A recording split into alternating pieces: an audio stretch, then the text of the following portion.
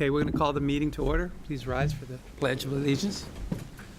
I pledge allegiance to the flag of the United States of America and to the republic for which it stands, one nation, under God, indivisible, with liberty and justice for all.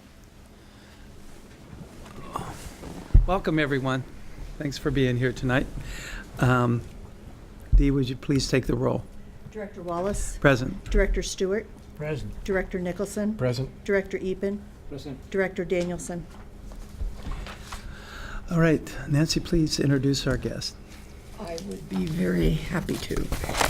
Tonight, Sabrina Velade will be presenting a program on PRIME, which is the Public Hospital Redesign and Incentive Program.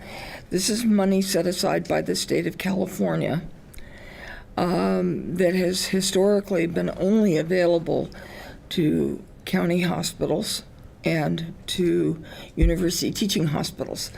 But with the advent of the District Hospital Leadership Forum, we've been able to secure a position for district hospitals in those allocations. I'm going to tell you a little bit about Sabrina. She joined our hospital healthcare system in 2017. She's brand new, not quite a year. She's a strategic projects analyst and basically administers our PRIME program. She collaborates with operational teams here at the hospital to achieve improvements in care and expand service delivery in alignment with this PRIME program. Prior to 2017, she served as a healthcare center manager for Stanford Healthcare, where she oversaw operations of an innovative employer-based primary care clinic. Prior to her role at Stanford, she served for more than 17 years at Santa Clara Valley Medical Center in San Jose, California, where she held several roles during her tenure, all focused on supporting the expansion and improvement of care to patients. While at Santa Clara Valley Medical Center, she worked on teams to implement population health management for 7 regional primary care clinics and several specialty clinics, supported delivery system transformation through the Delivery System Reform Incentive Pool, which you may have heard us refer to as DSRIP, and oversaw multiple data systems. She began her career on the Children's Health Initiative, which was a first-in-the-nation effort at universal health care access for children. She received her master's degree in public health from San Jose State University in 2002, her Bachelor of Science degree in health sciences in 2000 from San Jose State University. She has also taught undergraduate classes at San Jose State University in health sciences and helped to develop 2 new courses there. With that, I'd like to turn the program over to Sabrina. Thank you very much. Is this on? Can you hear me okay? Okay, great. Thank you. It's really my pleasure to be here and to present on the PRIME program. Thank you for welcoming me. We'll just jump in. So I'm going to give an overview on PRIME. PRIME stands for, as Nancy said, the Public Hospital Redesign Incentives and Medi-Cal Program. It's quite a mouthful, so we really just call it PRIME. And so an overview of today's presentation, I'm going to give a brief overview of PRIME, talk just a little bit about the 2020 waiver, which is how PRIME came about. And then I'll spend most of our time talking about our PRIME projects. We have a couple of projects that our operations teams have worked very hard on, and I'll talk about some of the successes, some of the challenges, and some of the patient stories relative to those programs. I'll talk a little bit about our metrics and dashboards, and then at the end, and I'll try to be quick, I'm happy to answer any questions that you might have. So first, without going into a very extensive, long, boring history, a little bit about Medi-Cal waivers. So Medi-Cal waivers are special programs under Medicaid. They happen in other states besides California, but they're basically ways that the state and federal government can test alternative models of care. And so they might dedicate funding to a special population or to a special program, and they receive approval to do that. And so this is PRIME is one of a program under a Medicaid waiver. Waivers are often used to test and spread promising new models of care. They have to be budget neutral. So as the state moves from fee-for-service to managed care, they're saving a lot of money in that process, so they can invest that money in testing some new models of care. And there have been many waivers. In the last 15 years, 3 waivers have been related to healthcare reform. I'm going to talk about a waiver 2 waivers ago. It was a waiver called the Bridge to Reform Waiver, and it funded a program called DSRIP, as Nancy talked about, Delivery System Reform Incentive Pool. It was $3.3 billion in Medicaid funding over 15 years, and that went to 17 public hospitals. As Nancy said, that was the county hospitals and the teaching UC hospitals. At the time, the Trade Association for District Hospitals was not involved in that process, and so district hospitals were not included in the funding for that waiver, unfortunately. The funding was used to develop innovative new programs and to begin care transformation. I think in part, as a reaction to that, part of the creation of the District District Hospital Leadership Forum was created to advocate for district hospitals, and they were pretty instrumental in the 2015 waiver, which is the waiver we're now in. So this waiver is designed to continue significant improvements in our care delivery systems. This 5-year waiver is $3.7 billion over 5 years, and with the DHLF advocacy, the money's going to 17 public hospitals as well as 37 district hospitals. So that's a huge accomplishment. When I was at Valley Medical Center in San Jose, I was there as part of the DSRIP team, so I saw the difference that this funding makes to systems and the way it can move programs forward. So it's really exciting that it's available to district hospitals now. And PRIME is a 5-year program funded through the waiver. I almost feel like I should stop and ask if there are any questions on the waiver at this point. No. Okay. So PRIME, so to the exciting part. Again, public hospitals redesign incentives in Medi-Cal. So you could imagine implementing a program like PRIME across 54 different hospitals, and they're trying to have some standardization is a pretty hard thing to do. So the way the state does that is they give us a menu, basically, of 18 projects. And they say, pick which projects make most sense for your hospital, for your community. And so Washington did that assessment of projects, and we selected our projects from that. Our options, when we look across the menu of 18 projects, our options are to look at outpatient delivery system transformation. There are projects that target high-risk or high-cost populations, and there are projects that look at resource utilization efficiency. Here at Washington, we picked 2 projects. We picked a project to improve perinatal care and also comprehensive advanced illness planning and care. The reason that we picked 2 projects, the funding opportunity that we had from the state was the same if we picked 2 projects or 10 projects. And so we decided to pick 2 projects and focus on doing them very, very well. And so I'll be really excited to tell you about our successes. And our plan was approved in 2016, and we've been working really hard ever since then, and I'm thrilled to have joined the team in the last year. It's a total of almost $18 million to Washington Hospital over 5 years. And I say that it's all paid based on achievement. So this is truly pay for performance. We don't receive a penny of that funding unless we implement the programs or achieve the metrics and milestones associated with those programs. So far, we've achieved 100% of the funding, and we're working very hard to continue to do so for this year. Even though the funding comes through the Medi-Cal program, the improvements benefit all of our patients. So when we look at something like reducing the C-section rate, we're focusing and reporting on our Medi-Cal patients, but really the benefits that we see go through the entire hospital and serve all of our patients. We selected our projects based on the community needs assessment that Washington does regularly. We looked at readiness and we looked at sustainability. All of the plans include 1 year of infrastructure building. So the state, the hospitals that were involved in DSRIP, they had the opportunity to have 3 or 4 years of infrastructure building. Here at Washington, being a district hospital, we had 1 year of infrastructure building, so we had to get our programs up pretty quickly. And then we have 3 years of performance, where we have to perform on metrics. And then all of our performance goals are determined by DHCS. We don't get to say what our goals will be. So to the exciting part, the first program I'm going to talk about is the Perinatal Care program, and I'll talk about 3 successes with that program that we're really excited about.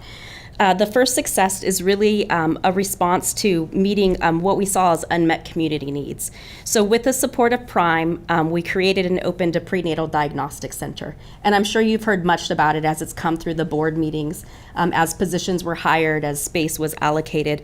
But through the prenatal diagnostic center, we're now providing patients with access to a UCSF maternal fetal medicine MD and genetic counselors. We provide comprehensive counseling, screening, and diagnostic testing.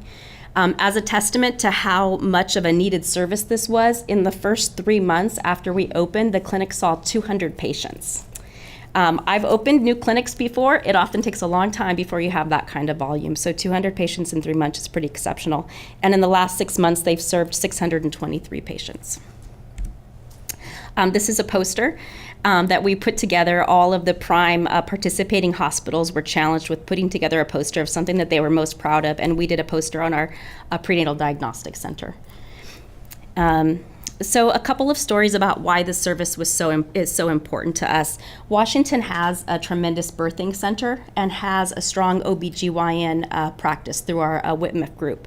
The piece that we were missing was the more advanced, sophisticated testing. So if a woman went to her OB and they saw something and they needed to send her for advanced testing, we were often sending to Stanford or someplace outside of the district, and then they would come back to the hospital. When you're a woman and you're going through a pregnancy, it's a very stressful time. So to be sent out to another facility and come back in creates all sorts of challenges around transportation, around continuity of care, around just understanding what's happening. So now we're able to have that service in-house. We never have to send a patient outside of Washington.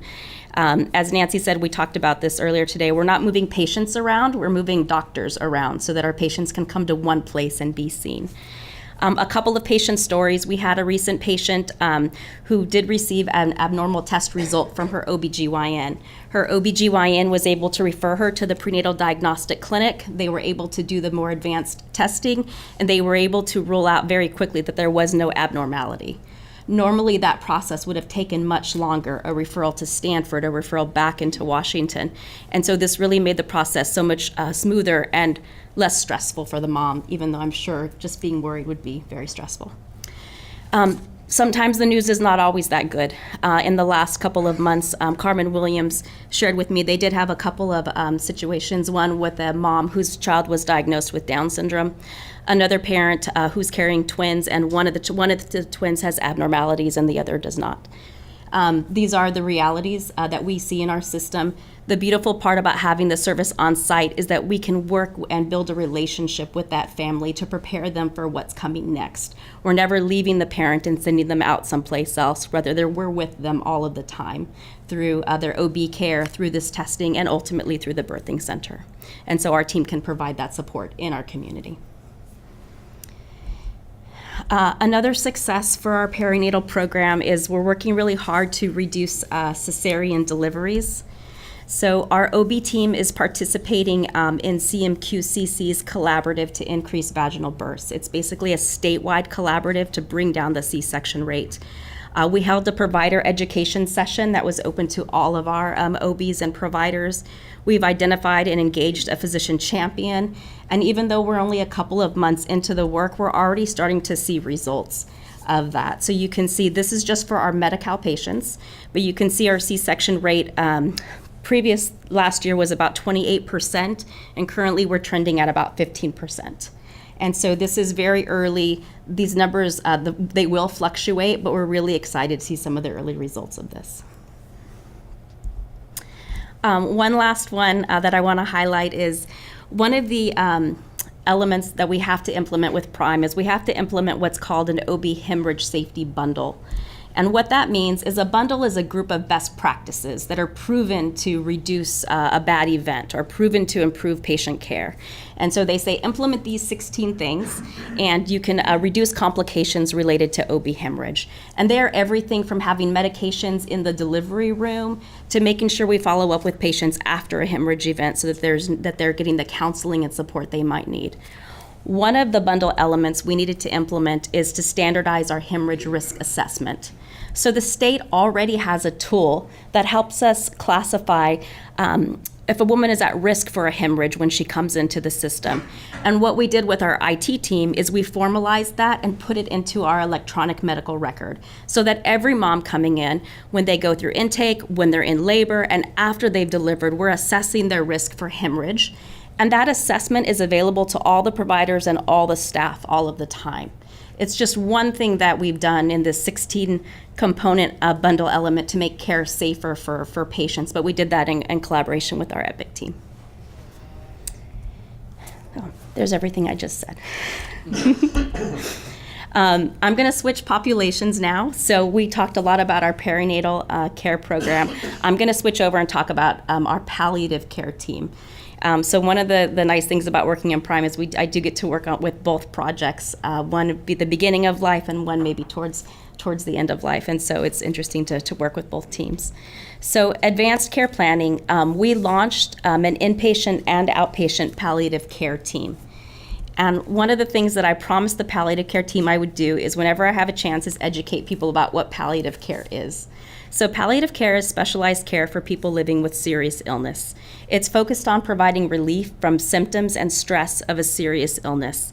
Its goal is to improve the quality of life for patients and families, and it can be provided along with curative treatment. So it's a little bit different in hospice. It can be at the same time you're still working on a cure. Palliative care is working on symptoms. It's working on family coordination. It's working on your support systems.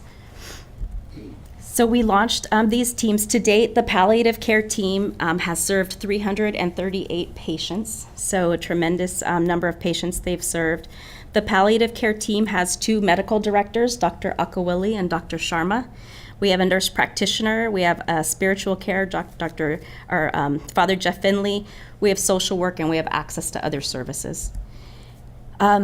The primary needs, when we receive consults for palliative care service, most of the time it's for discussions around goals of care. It's for helping families and individuals clarify what are their goals, what do they want to have happen while they're in the hospital. Second to that is family support, and about a quarter of families are looking for a transition to hospice. A patient story that the palliative care team shared with me that I would like to share with you is they had a 32-year-old woman come in. They had a referral for palliative care. This was a 32-year-old woman with pretty invasive, aggressive breast cancer, a member of our community, worked in the schools, came in for chemotherapy, was too weak to receive the chemotherapy, and eventually admitted to our ICU. The intensivist did a referral to our palliative care team. Our palliative care team went out and spent time with the woman. A couple of things we did. One, we met her where she was. 32-year-old woman, not married, didn't have children. Her mother passed away from breast cancer when she was a little girl. No family network in the area. So our social worker sat with the patient and identified that she had a maternal aunt in Southern California, and she had several school employees that she was connected with through her employer. And the social worker worked to try to help her connect with a social support system. Our nurse practitioner sat with the patient and helped her understand what an advanced care directive is. The patient didn't have one at the time. We talked about what an advanced care directive is. It's when you're not able to use your voice to articulate what your wishes are, your advanced care directive does that for you. It makes sure that you're calling the shots when you're in your progression of your disease, even if you can't speak. So our nurse practitioner helped her to do that. The nurse practitioner helped her to identify that one of her friends would be her surrogate decision maker, and we documented that all in the medical record. Our chaplain, Father Jeff Finley, sat with the patient and helped the patient process not just her own grief around her diagnosis, but also the grief that she had around her mother's passing when she was a little girl of the same condition that she has. And so what I want to share with you about the palliative care team are these are things. Palliative care is a support system for the physicians that are in there. It's an extra layer of care. It's really sitting with the patients. These are not one-time conversations. We're building relationships. We're helping the patient leave in a better place than they came into the hospital, so that they have advanced care directives, so that their wishes are known. We help the patient identify her support system, and we help the patient begin to process her grief. This was all done during an inpatient stay. We're just in the process right now with Stephanie Williams and her team of building out our outpatient program. We would love to catch patients earlier in that process. Right now, we caught this patient at the later stage of her disease. We'd love to be able to, at the time of diagnosis, begin working with patients so that we can provide ongoing support. A couple other successes I'd share with you is one of the goals for the palliative care team is to increase the number of patients we have that have an advanced care directive in the hospital. So our goal when we started Prime was to achieve at least 57% of all of our Medi-Cal patients age 65 and up have an advanced care directive, and currently we're at 61%. So we're exceeding our goal. And again, we're just reporting on Medi-Cal patients, but we don't treat any patient any different. So we think we'd see an increase in our general population. One last piece I want to say about our inpatient palliative care team is when our inpatient palliative care team is consulted and they do refer with the patient, they're almost 100% successful in getting the patient to identify a surrogate decision maker or to document their preferences for life-sustaining treatments. So they're really a tremendous team, and for every patient we connect with, we're almost always able to help the patient articulate what they want and to make that known in their medical record. Other accomplishments, this one is near and dear to my heart because I'm a self-professed data geek. I do love data. So one of the things that we've done is to help our teams, we've created dashboards and trend reports to just help keep them informed about how we're doing with all of our metrics. So this one, for example, is a dashboard that tells us how we're doing with our breastfeeding. Again, these are for Medi-Cal moms. How are we doing with exclusive breastfeeding? And if I can draw your attention to the gray bars, can you see them okay on there? The gray bars on there, you can see that we were chugging along, we're doing pretty well, 90% breastfeeding rate, 80% breastfeeding rate, and then in December, it tanked, 42% breastfeeding rate. And so we get this data early January, our IT team helped build the reports. I go and I sit with the team and we go, what happened? What happened in the month of December? And so we did some chart review and we're digging around. We come to find out that in December, our lactation consultant took a well-deserved vacation for a couple of weeks. And then the interesting part is I talked to our colleagues over at UCSF, and guess what? They had the exact same thing happen in the month of December. Their lactation consultant was also out. They saw a dip in the month of December. This is, for me, the importance of data. It's really talking with the clinical teams about, wow, why did this happen? And we think we know why it happened, so we can prepare for it next December and maybe get some backup coverage for the lactation consultant so that we don't see this kind of drop again. So we have these metrics for every one of the Prime metrics, and I meet with teams. Stephanie's teams have been incredibly committed. I meet with them every other week, and we talk about the metrics and we talk about this kind of improvement. We have our challenges too. One of our big challenges was in opening the Prenatal Diagnostic Center. So we were ready to open the Prenatal Diagnostic Center in June of last year, and it didn't actually open until December of this year.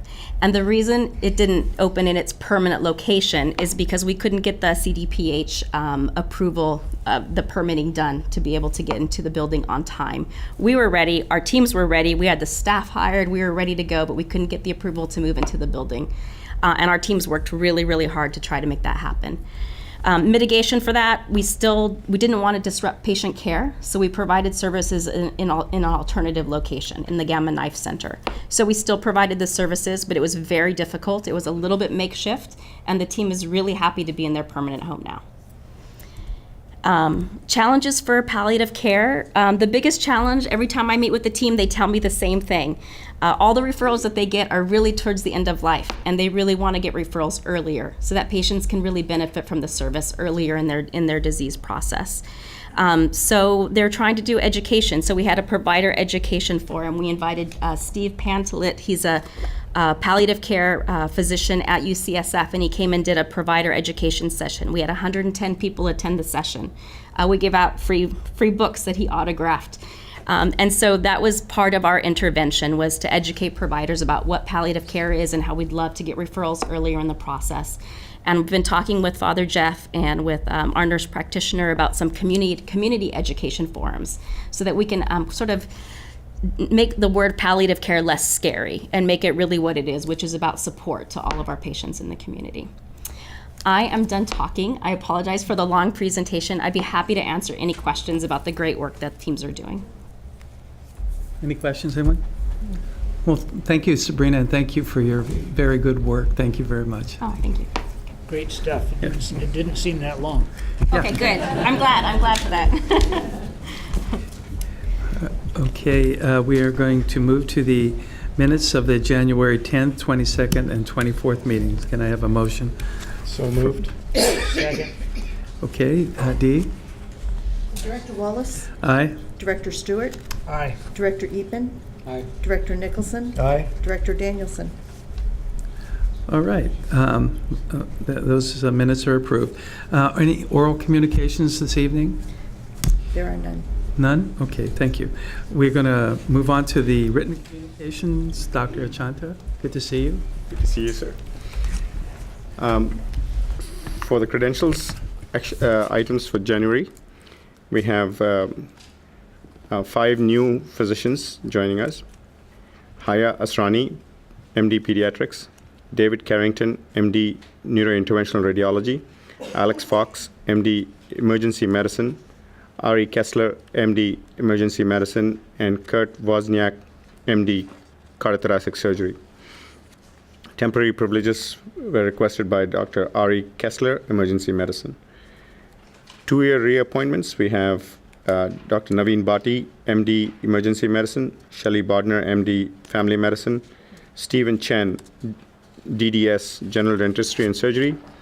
Tamara Cheney, MD Family Medicine. James Cohen, MD Ophthalmology.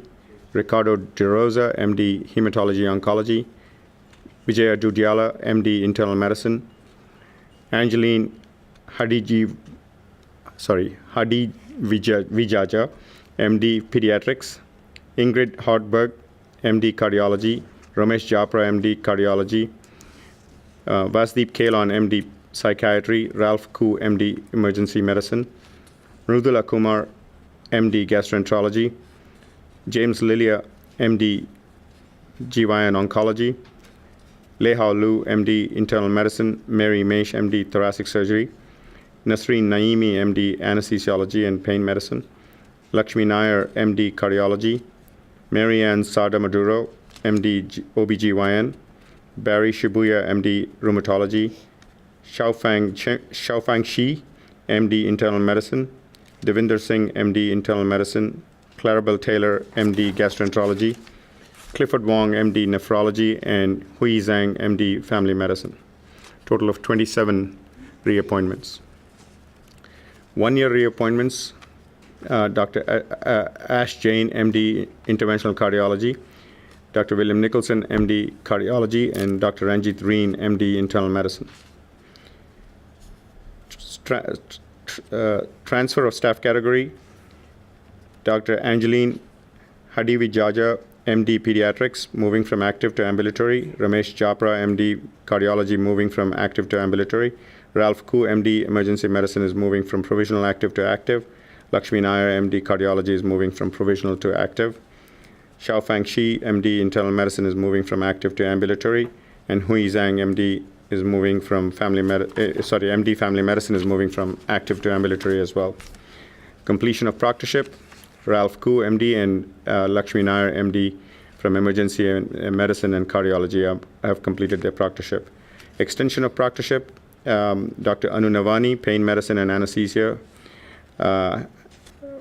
is seeking extension of proctorship. New privilege requests, Sarah Karamlu, DPM, Podiatry, is seeking privileges for assisted surgery. Deletion of privileges, Stephanie Carnes, PA, where Dr. Sa is deleting privileges of cath lab procedures. James Lilia, MD GYN Oncology, is relinquishing robotic assisted surgery and CCU level 2 and level 3 privileges. Dr. William Nicholson, Cardiology, is relinquishing moderate sedation and cardiac catheterization and coronary angiography. Withdrawal of applications, Annie Lee, PA, where Dr. Sa has withdrawn her application and she accepted a position elsewhere. And that's my report. Thank you. Okay, we're going to split these two items. We're going to split this action item into two parts. The first is going to be, we're looking for a motion to approve the credentialing action items that relate to all of the physicians and professionals that Dr. Shanta named, except for Dr. Nicholson. So may I have a motion for So moved. Second. okay, Dee? Director Wallace, Aye. Director Stewart, Aye. Director Epen, Aye. Director Nicholson, Aye. Director Danielson. Okay, thank you. That motion's approved. Now, with respect to the items, the two items related to Dr. Nicholson, can I have a motion for those items? So moved, Mr. President. Thank you. Dr. Epen? Second. Thank you. We have a motion, a second. Dee? Director Wallace, Aye. Director Stewart, Aye. Director Epen, Aye. Director Nicholson, I abstain. and Director Danielson. Okay, that motion passes. All right. That worked out well. Yeah, Thank you for approving my Guys did privileges. that perfectly. yeah. Okay. We're going to move on to the Service League report. Deb, good to see you. Good. Thank you very much. It's nice to be here. Good evening, everybody. Just kind of give you a heads up what the Service League has been doing this last month. Been busy as usual. We have had our annual meeting yesterday, our 63rd annual meeting. It was very well attended, and I can't thank you all, Dr. Stewart and Dr. Nicholson, for being able to, Nancy, for being there. Appreciate it. I understand others are busy. You are doctors, right? And it was an exciting meeting. It was busy. We got a lot of business done, and we've got a great new board coming in, and I'm really excited to be a part of that. So it's going to be a busy year, bottom line. And I've mentioned that before, but it's going to be a lot of fun and a lot of growth. And hopefully we can get the word out and get more adult volunteers, especially because we really, truly do need adult volunteers, especially with the new changeover with the critical care pavilion this next year. Also, we're in the process of getting ready for inventory the end of the month. We've got a sale going on, so please take advantage of it. We will be closed on February the 27th and the 28th while we do inventory. And one thing about it is you can't have the store open and taking away product when you're supposed to be counting. That's something the auditors would say, no. So we will be closed those 2 days, which is a Tuesday and a Wednesday. And also the 4 to 6 shift the day before on that Monday. But that's usually the days is when people are coming in for the most part. We had our information, staffing was real good, but we did have an information and or an orientation session as well. And for the orientation, we actually got 23 new volunteers. And let's see here, I can get a breakdown on this. We had 3 adults, 4 college, 16 high school students.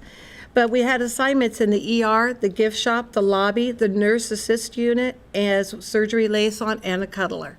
So that was really good. A lot of growth.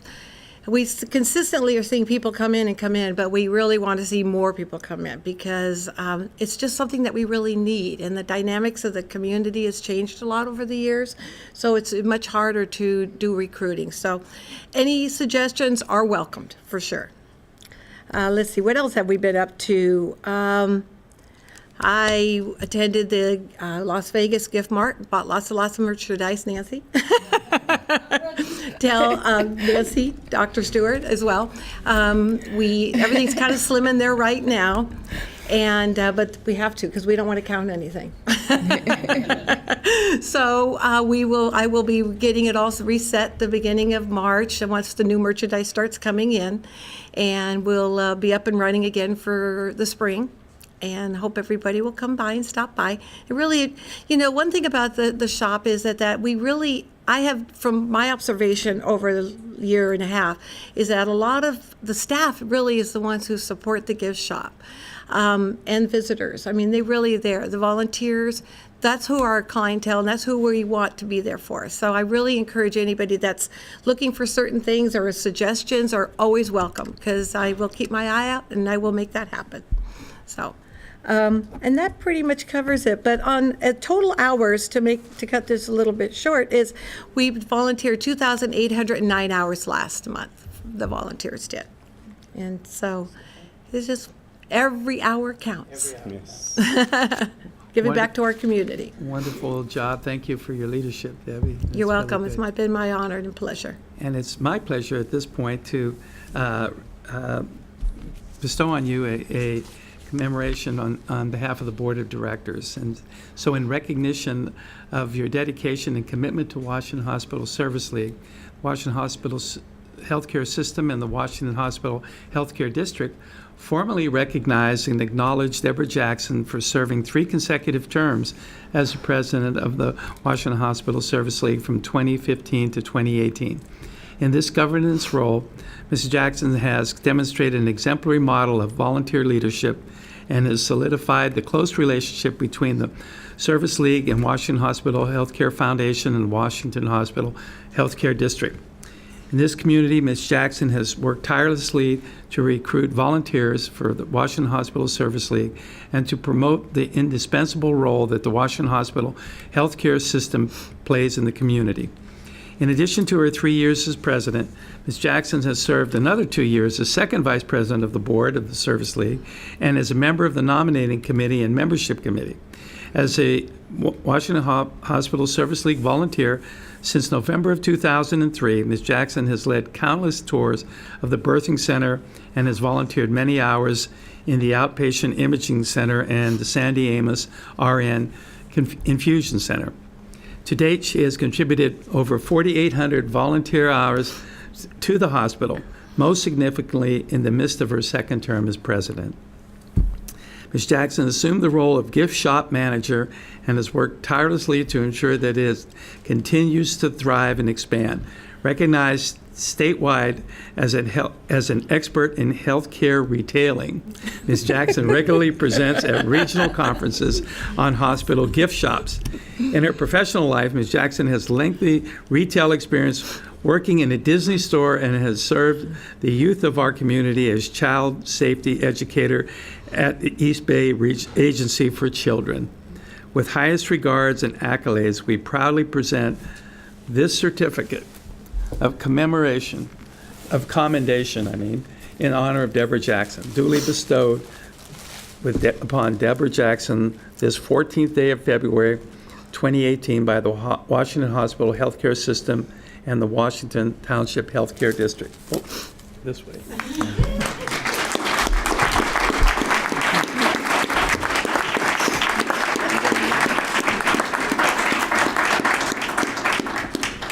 Wow. I'm so honored. Thank you. Thank you so much. The honor is ours. Thank you so much.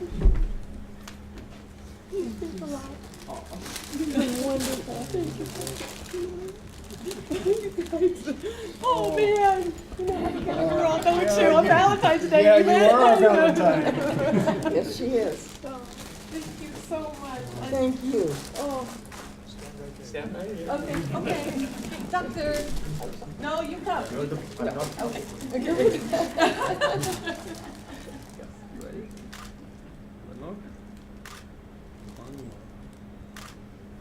Oh my God, you guys, this is just like, well, you heard me yesterday at the annual meeting, but it's just been my honor and my pleasure. All of you that are there for me, everybody. Those guys, look at my board over here. I saw them go, what are you doing here? I love you all so much, and this is, like I tell Angus, you're not getting rid of me here yet. Oh, that's good. That's good. I'm just going to be able to go in different directions now to support. But this is, you are all wonderful, and I just can't thank you enough for giving me the honor and the opportunity to be a part of this wonderful and amazing organization. Thank you. Love you too. Love you too.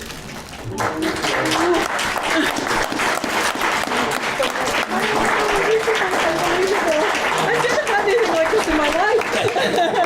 Thank you. You deserve that. Thank you. Thank you. Get out of the way and let you guys.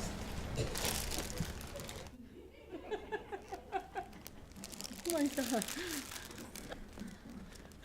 Hi. Hi, honey. Did you know? The rest of this meeting is going to be kind of boring.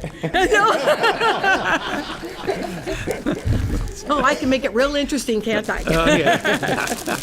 I never knew about your association with the Disney shop, so Yeah, that explains a That was lot. my fun job. That My explains a husband lot. always said, you didn't make any money, you just spent more than you made. It was my fun job. I just wanted something different to do, but I learned a lot about retail. But There's nobody better than Disney when it comes to retail. I believe that.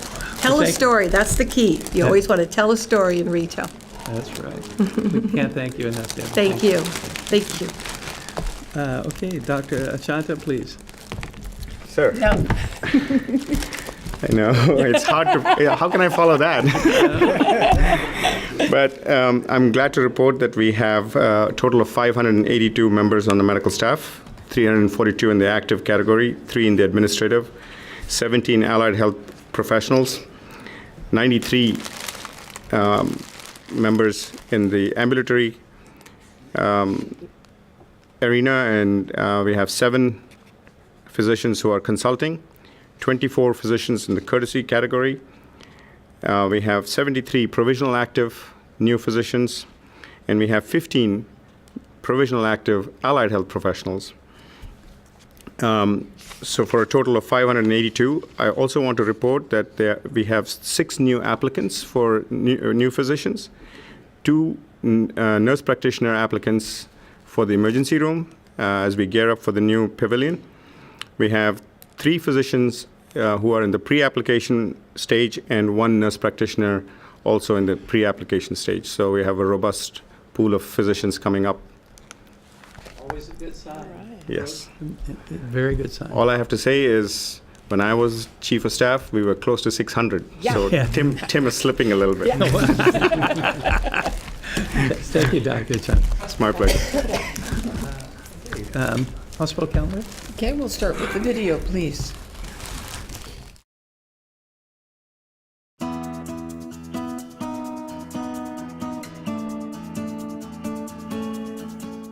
Past health promotions and outreach events. On Thursday, February 1st, Washington Sports Medicine provided pre-participation physicals for high school student athletes. The physicals were held at Newark Memorial High School, and athletes from all local schools were invited to participate.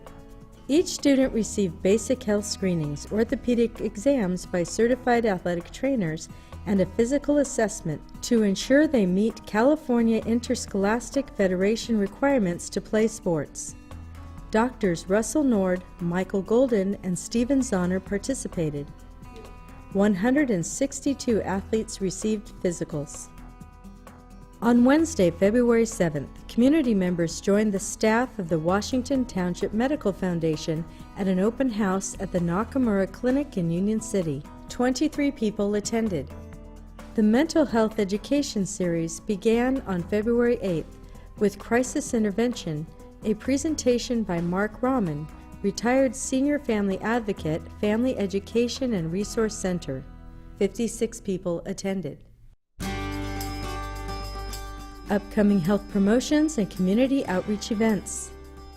On Thursday, February 15th, Dr. Victoria Liebhart will continue the Women Empowering Women series with Women's Heart Health.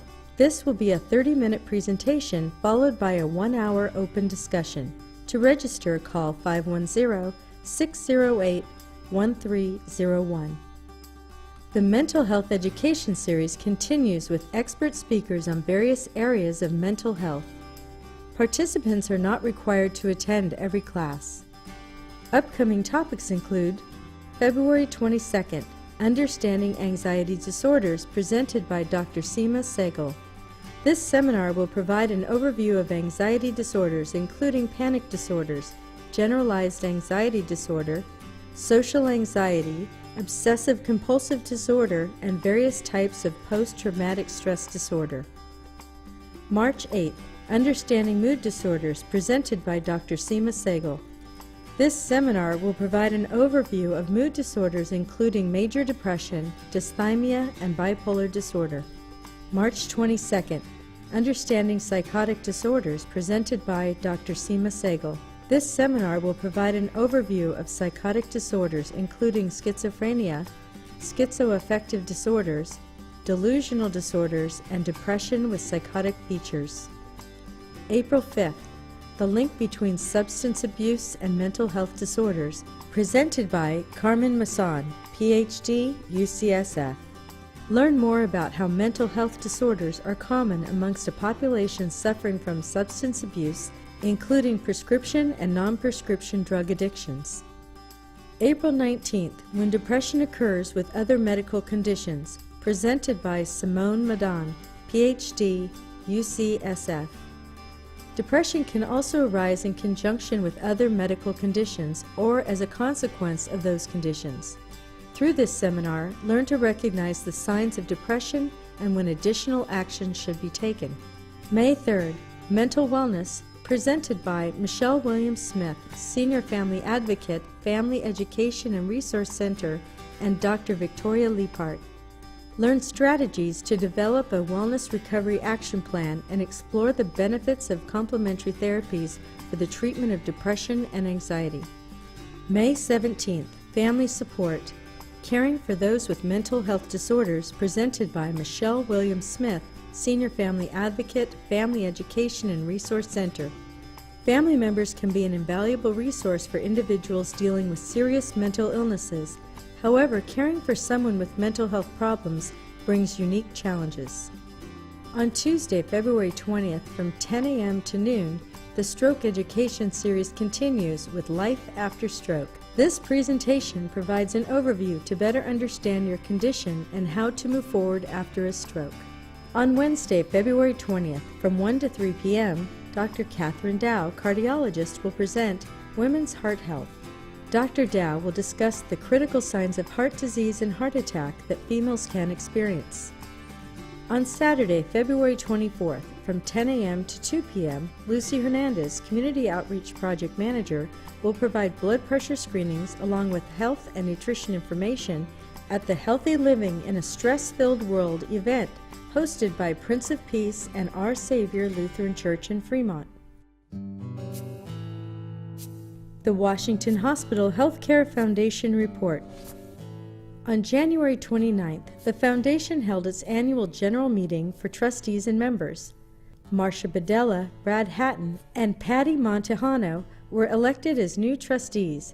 Nicole Dutra was elected as a new member. On February 9th, district board members attended the Elegant Affair, an event hosted by the League of Volunteers. The Foundation will host the 33rd Annual Golf Tournament at Castlewood Country Club on Thursday, May 3, 2018. Held in memory of longtime Fremont businessman Jean Angelo Pisano, the tournament promises a day of great golf and fun surprises.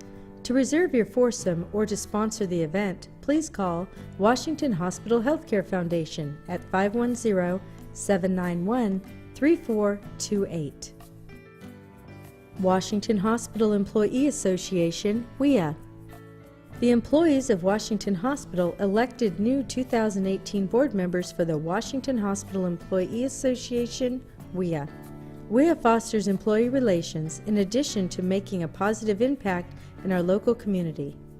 The 2018 officers are Janine Zayad, President, Laura Ibanez, Vice President, Christine Santos, Secretary, and Carrie Chavez, Treasurer. On Tuesday, January 30th, WIA hosted a blood drive to support the Red Cross appeal for blood donations. 22 pints of blood were collected. On Friday, February 16th, with a donation of $500, WIA will be a sponsor for the City of Fremont Senior Center Crab Feed fundraiser. Washington on Wheels, WOW, Mobile Health Clinic. During the month of January, the Washington on Wheels Mobile Health Clinic, WOW, continued to serve community members in the North Bay impacted by the October wildfires. Damage to the Santa Rosa County Health Vista Clinic created a need for our mobile clinic. Internet and social media marketing. Washington Hospital's website remains very active. The hospital's About WHHS was January's most viewed webpage with 36,397 views. The hospital's social media presence is measured through total reach and engagement stats. The total reach statistic represents the total number of people who saw a Washington Hospital Facebook post. Social media posts may reach a user via a newsfeed, which is most common, a user's page timeline, or via a direct link to a hospital post. The engagement statistic represents users who liked, commented, shared, or clicked on a Washington Hospital Facebook post. InHealth, Channel 78. During the month of January, Washington Hospital's cable channel 78 InHealth captured the January Citizens Bond Oversight Committee meeting.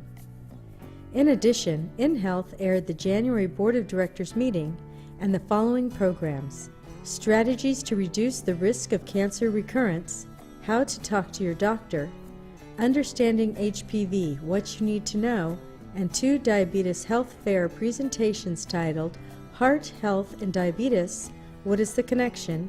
And Quick Meals on a Budget. Awards and recognition.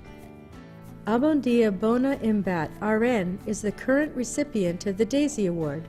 DAISY is an acronym for Disease Attacking the Immune System. This award was started in 1999 by the family of J. Patrick Barnes, who died of idiopathic thrombocytopenic purpura. His family established the award to honor Patrick and to thank nurses who, with their clinical skills, compassion, and extraordinary work, impact the lives of patients and their families. As a nurse in maternal child health services, Bona is often the person who first hands a newborn to its mother. Though she has been doing this for 25 years, the smile on her face and the excitement in Bona's voice has never diminished. She is someone both patients and coworkers can count on to jump in where needed. Bona loves her work and is honored to be part of introducing a new member to a family. She is a special part of the Washington Hospital nursing staff. For more information on any of the programs mentioned, visit WHHS.com or call 800-963-7070. And please follow us on Facebook, Twitter, Instagram, and YouTube. We had a very special day yesterday. Not only did the Service League have its annual meeting, we had the opportunity after that meeting to take one of its members who was just honored for 40 years of service, Fran Stone, in the Service League, upstairs to the 4th floor and show her our second hospice room. It's brand new, named in honor of her husband, Jim Stone. He was a former DevCo board member. He served on our hospital's Development Corporation board from March 1994 until his passing in 2015. He was the treasurer of the Development Corporation for more than a decade. He's also a founding member of the Board of Trustees of the Washington Hospital Healthcare Foundation. He served 3 terms from 1983 till 1992. He also sat on the investment committee and nominating committee of the foundation. He was involved with our hospital foundation for 33 years, and he was an unwavering supporter of our Top Hat Gala since its inception in 1987. He had a passion for helping Washington Hospital, and we very much consider him part of our Washington Hospital family. His leadership and contributions and commitment to Washington Hospital are greatly missed. The hospice room, as I mentioned before, is on the 4th floor and is adjacent to the Jean Angelo Pisano hospice room, which was named also for the spouse of one of our Service League members, one of the charter members, Laura Pisano.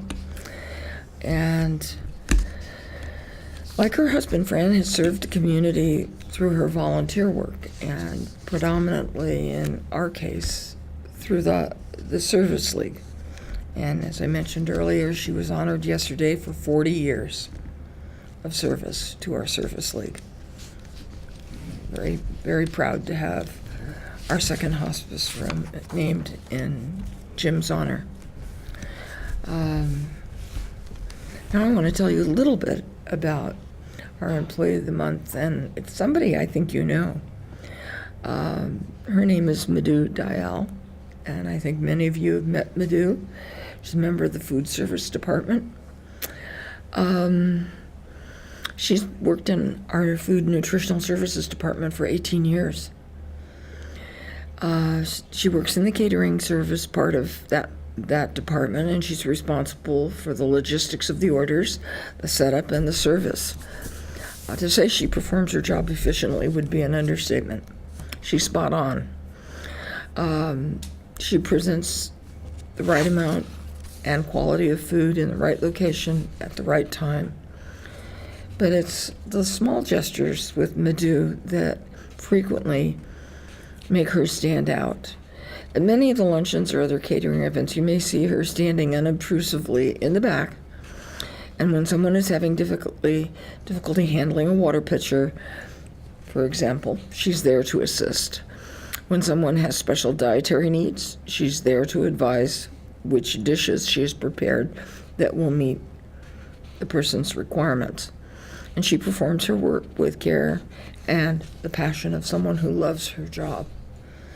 She says Washington Hospital has not just been a job for me. It has provided me with everything that is important to me: a house, a family, and loving co-workers.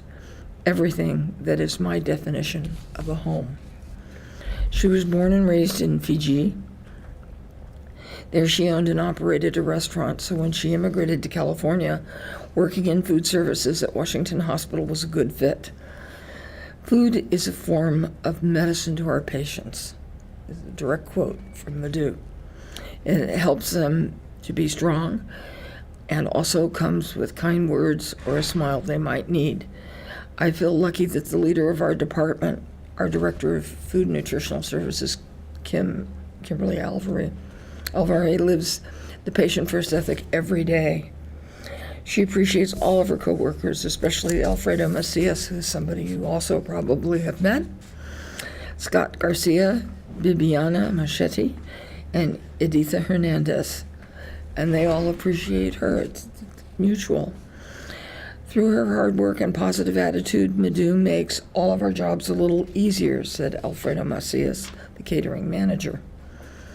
She's been recognized by members of the Niles Rotary Club, who meet weekly at Washington Hospital and benefit from her excellent service. And she's been honored with a Paul Harris Fellow Award, not once, but twice. And that's a big deal. Madhu's early years at the hospital were not without struggle. Her husband was still in Fiji, and due to the political climate in both Fiji and the United States, his immigration was delayed. She worked hard, saved money, and enjoyed her second family, her co-workers. Her patience paid off, and soon her husband was able to join her both at home and at work. Shiv Dayal is also a valuable member of the Food and Nutritional Services Department. Together with help from family, they were able to buy a house, and through excellent medical care, their son Sahil was born at Washington Hospital 9 years ago. She appreciatively declares Washington Hospital has provided my American dream. And I would like to say that Congressman Pete Stark was exceptionally helpful in getting her husband from Fiji to the United States. And I will always think kindly of him because of that. He did a very good job and helped when he could. Very good, very good. Thank you, Nancy. That was very nice. Thank you. Okay, we are going to move on to the foundation report. And Angus is here. Hi, Angus. Do a real quick introduction. Okay. He's been with us since 2006.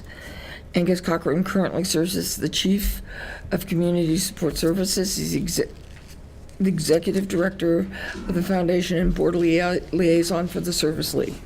Before coming to Washington Hospital, he was Vice President of Philanthropy at Sonoma Valley Hospital and an editor at the Advisory Board Company, a healthcare membership organization based in Washington, D.C. He earned his bachelor's degree from the University of California, Los Angeles, and a doctorate in English literature from Columbia University. Angus is a past president of the Niles Rotary Club of Fremont, a native of Glasgow in Scotland. He lives in Oakland with his wife and 2 sons. Well, thank you for that introduction, Nancy, and happy Valentine's to the board. I'm really here this evening on behalf of the trustees of the foundation to give you a little update on what we've been up to in the foundation. So let me dive in. So first of all, just a quick reminder, the mission of the district obviously is to look after the health of our residents, and the mission of the foundation is to increase public awareness and provide additional financial support to the district. So on the public awareness side of things, we predominantly conduct that activity through our board, and we have a large appointed board of trustees for the foundation. These are our officers. Helen Kennedy is our current president. She serves for 2 years, and you can see the other officers here. Our ex officio officers come from the president of the healthcare district, the chief of the medical staff, the president of the service league, and the president of the Employees Association. We have a wonderful group of trustees. We can have up to 50 trustees. They come from a wide cross-section of inhabitants in the district, from all of the towns and unincorporated areas. Some of our trustees include Kevin Finnerty, who's a retired police captain from Union City, Bill Harrison, former mayor from Fremont, Patty Montejano is one of our newest board members, is a code enforcement officer in Newark. And of course, Raj Sawan is a council member here in Fremont. We also have a growing group of honorary trustees. These are the people who were past presidents, and those include Carol Dutra-Venacci, who was former mayor from Union City as well. So we're mostly known for the events we put on. The foremost of these, of course, is our Top Hat Gala, which happens every year. We have absolutely the best MCs. Here's Dr. Brooks charming the audience, charming the crowd from the podium. And we usually get between 600 and 700 people who come along to this every year. Each year we raise funds for a different clinical service. We've raised funds from everything from our Prenatal Diagnostic Center you heard about earlier this evening, to the trauma rooms in the new emergency department. And last year we raised funds for a new linear accelerator in the Radiation Oncology Center. It was first held in 1986, and since then it's raised over $3 million since its inception. So please mark your calendars for October the 13th, when we'll be having the event again this year. Here's our golf tournament. This is the second thing we do in the year. It'll be held on May 3rd this year. We've raised funds for a number of different services. We've raised funds for hospice care, cancer care, and most recently for surgical services. So this really helps us bring in new technology for our operating rooms. To date, since it was started back in 1986, we've raised about $2 million from the golf tournament. And usually the tournament takes place at Castlewood. It's a nice, we almost always get great weather, and we promise lots of fun on the course as well. This year it's on May 3rd. And then our third kind of standing set of events in the year is our Trees of Angels tree lightings. These were started back in 1996 by a gentleman called Al Bernardin, who owned the McDonald's up at the corner of Mission and I-60.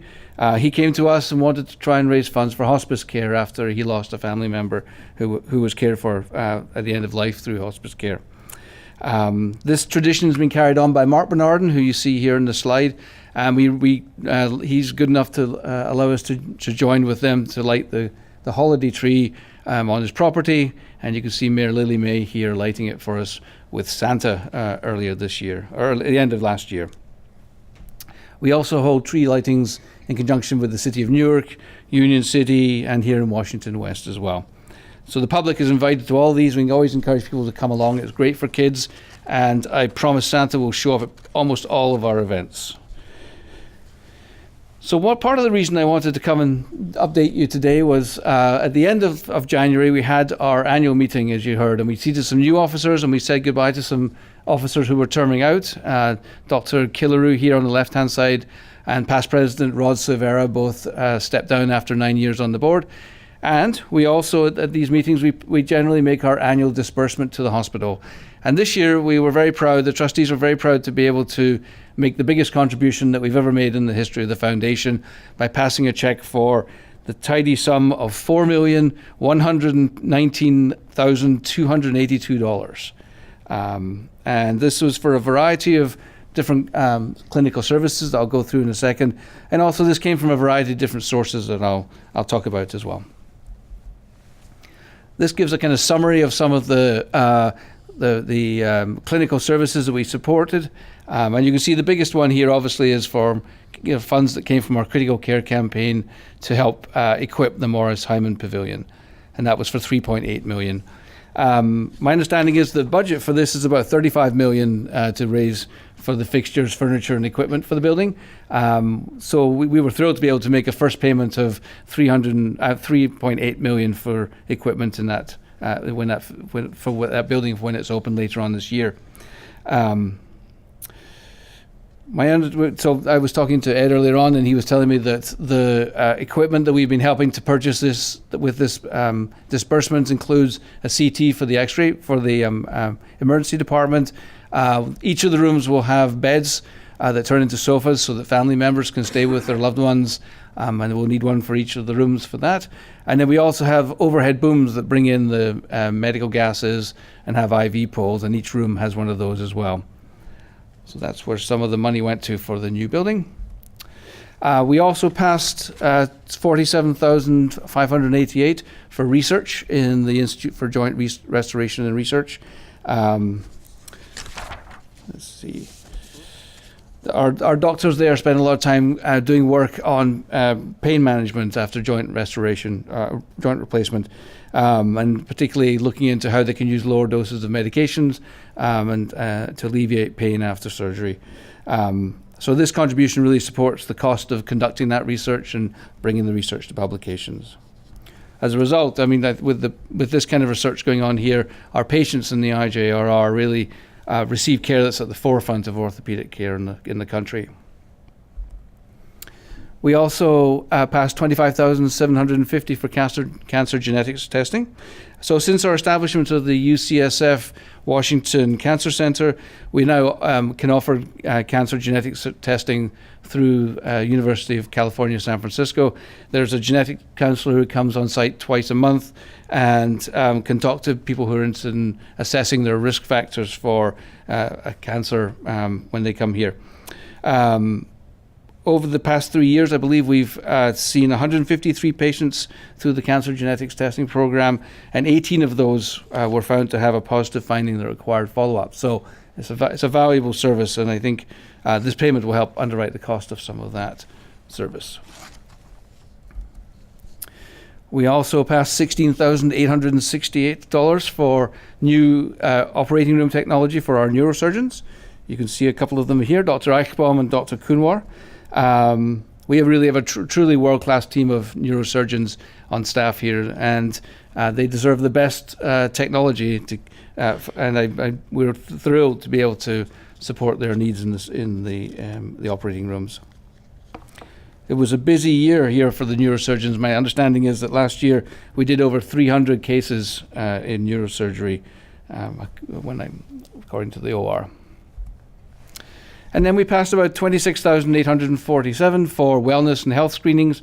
19,000 of that was for the annual Think Pink breast cancer awareness event, and also for our community mammography program.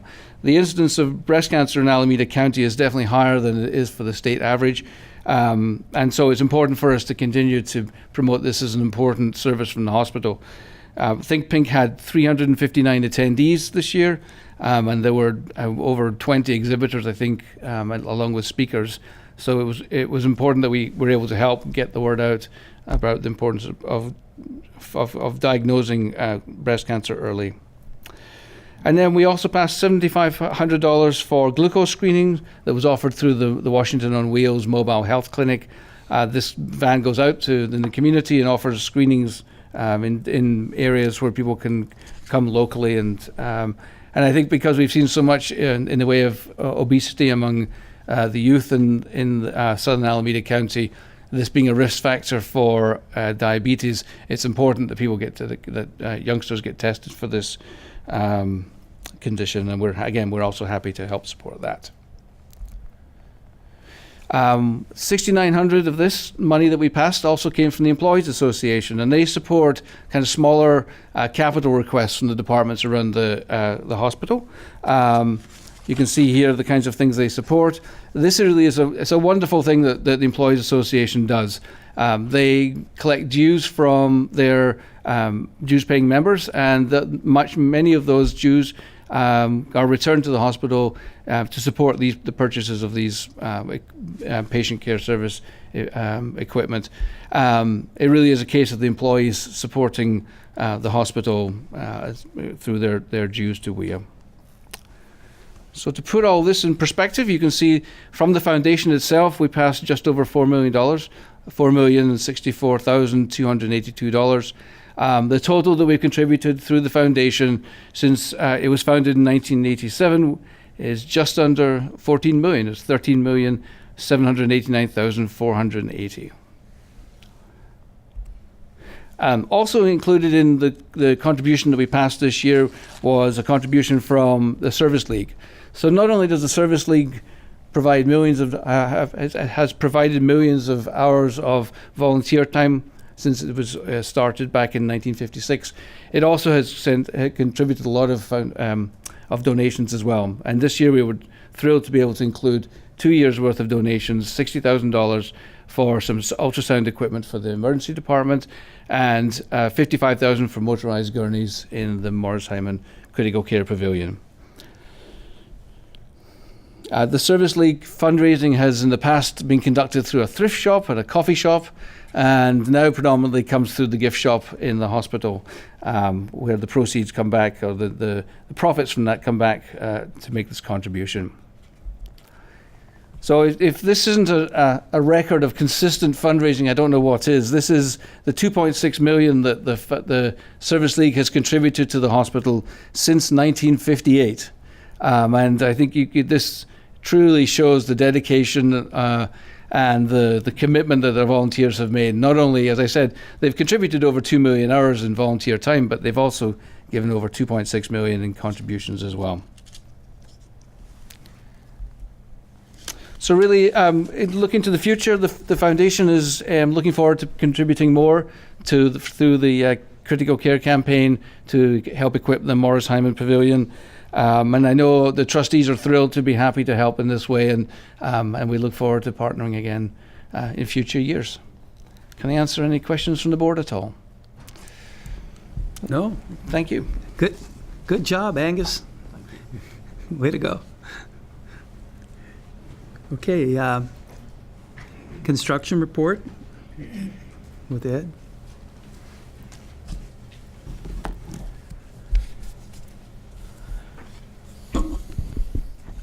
So we have continued progress to talk about today.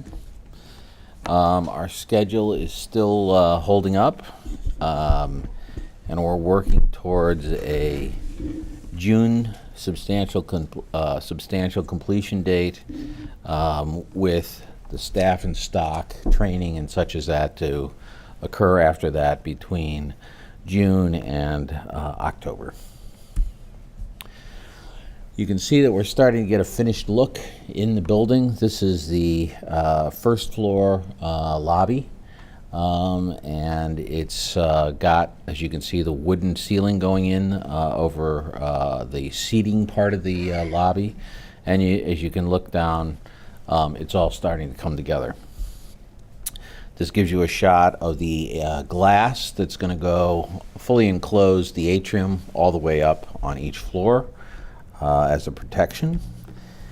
You can also see as you go to the nurses' stations, particularly on the first and second floor, you're starting to get a real finished look to those nurses' stations. This is a shot of one of the 2 x-ray rooms, so they don't have the equipment in there yet. They're still finishing off the wiring and mechanical finishes in that space.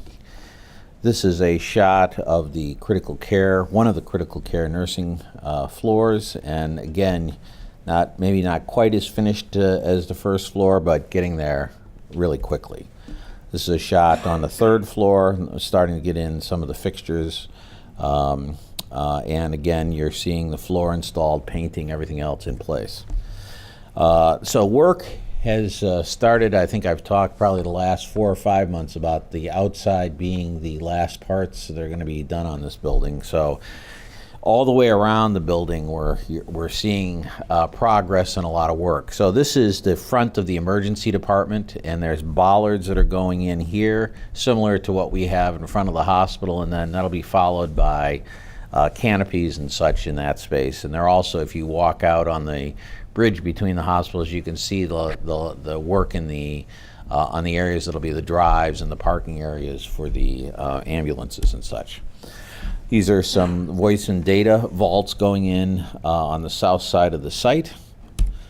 Here we've got some water lines and hydrants on the east side of the building, and this has to go in place before the road that goes up alongside the east side of the building it can occur. This is also on the east side of the building. There is a staircase that goes up to a side entry on this side. It has to take into consideration the grade. So there's a staircase that goes up to that side of the building. This is the north side, or the side closest to the garage, and there's work that has to go on there in terms of finishing grade so that we can expand the road that cuts in between the 2 buildings. And this is probably the most visible. If you park at in the parking garage, you're walking by this every day. This is the new loading dock that expands our existing loading dock, and then there's a corridor that's behind this that will be the connection between the 2 buildings. So basically all the scaffolding's down, and the building that you see from 360 degrees is what will be here in the end. You're starting to see a final product here. Okay? Any questions I could take? Okay. Thank you. Thank you, Ed. Thank you. Getting excited. Okay, Mary?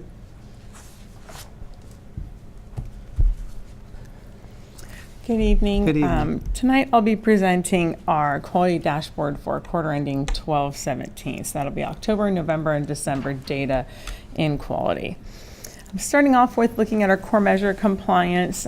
Core measures are interventions that we look at that when you take a group of interventions and implement them with the patient at the same time, you can really improve some of their outcomes and prevent complications during their hospital stay. And one of the ones that patients are in particular risk for are developing clots while they're in the hospital. They have a lot less mobility, tend to be in their bed more, and the clots are known as otherwise venous thromboembolisms. So as a national standard, there are things that you should implement to prevent the patients from developing those. And overall in the hospital, just looking at the overall groups outside of ICU, you can see that 95% of the time for the end of this quarter, we were able to implement all of the interventions that would be expected for those patients, such as putting on mechanical devices on their legs to increase their circulation, or making sure they're on the right medications so that they don't develop clots. And in critical care, we were able to reach that standard 100% of the time. This particular measure is something that is abstracted from the medical record by an electronic clinical quality measure that is sent actually over into a file, and we send it directly to CMS. So this is 100%. This is one of the first measures where we're submitting 100% of the patient population to CMS. It does not have a benchmark yet. It's new doing it in this process, and so eventually I'm sure CMS will give us a benchmark. But overall, really good compliance considering you're looking at a much larger population than the samples we've looked at in the past. Moving into stroke, same idea here, making sure that these patients are getting their appropriate discharge discharge medications so they don't develop clots while they're here. And if a patient's had a stroke, it's important that they leave with the proper education prior to discharge so that they can be aware of what signs and symptoms could happen if they've recently had a stroke and what conditions warrant them calling their physician or having to come back to the ED. 100% of the time in this quarter, the patients did receive the appropriate stroke education. And also, they were also given the right information on making sure that they follow the appropriate rehabilitation, that they're assessed for it, that they're given the appropriate rehabilitation here in the hospital, but also that they follow up on any rehab they need while they're leaving. So both those core measures are doing really well in the hospital right now. Moving into our infection prevention indicators, we did see a little rise in patients that developed a central line associated bloodstream infection while they're in the hospital. These are patients who have a device that is inserted into a vessel and it can actually end and terminate in the heart. It's great for being able to get medications to patients and in a timely fashion, and the central line means that the patient doesn't have to be stuck when we need to get blood or give them medications. However, it is a foreign device in a vessel, and we need to watch it very closely to make sure it doesn't get infected. And we did have 2 cases where we had actually one in med-surg and one outside of in critical care. These cases, when a patient develops eclampsia, we do sit down and review it, and we do a root cause analysis on it. And one of the things we have found with these cases is that we want to go back and make sure that all ports of the IV line are covered up by a device that we have. Are we doing the right hand hygiene? Do we have the best possible kit out there that we can, when we change their dressing, are we doing it the best possible standard right now? And we're looking at all of those. Our CNS and critical care is looking at those. So even though it's just a couple cases, we take it seriously because we want to prevent them from developing further in patients. Another area with a nursing sensitive indicator that we have found a lot of success on since about March of 2017 is reducing patients who have developed catheter-associated urinary tract infections. Very, very similar to central lines, where if a patient has a urinary catheter, we don't want to be bringing in bacteria from the outside environment into a sterile environment, such as their bladder or urinary tract. So when we realized we had this rise at in 2017, we put into place measures that, when grouped together, can reduce the patient's risk for developing a catheter-associated urinary tract infection. We've, as you can see, had a really consistent downward trend in that. And this quarter was probably the best. We actually only had one, and that was less than the national average. So I think giving the nurses the ability to have a driven protocol that says when the patient no longer needs this catheter, we can remove it according to national standards has really helped. That means that the catheter gets out once it's no longer medically necessary and therefore is not at risk for developing an infection. So we'll continue to follow those implementations and hopefully continue to see this decline. Moving into C. difficile, I think we all know that this has been an area of a challenge for us, making sure that patients, while they're in the hospital, don't show signs or symptoms of having C. diff. And it's been really difficult even in this whole Northern California area. We have had about the third quarter, as you can see here, with sustaining right along the line. We have not increased. We're still not below the benchmark. This is reflective of 12 hospital-associated C. diff infections for this quarter, very similar to the quarters before.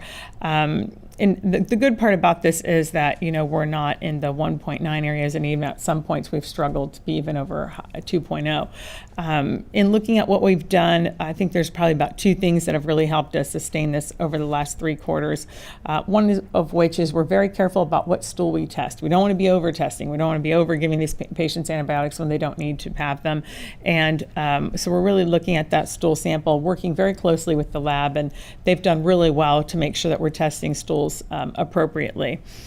And obviously the goal would be to get below the benchmark as we move on.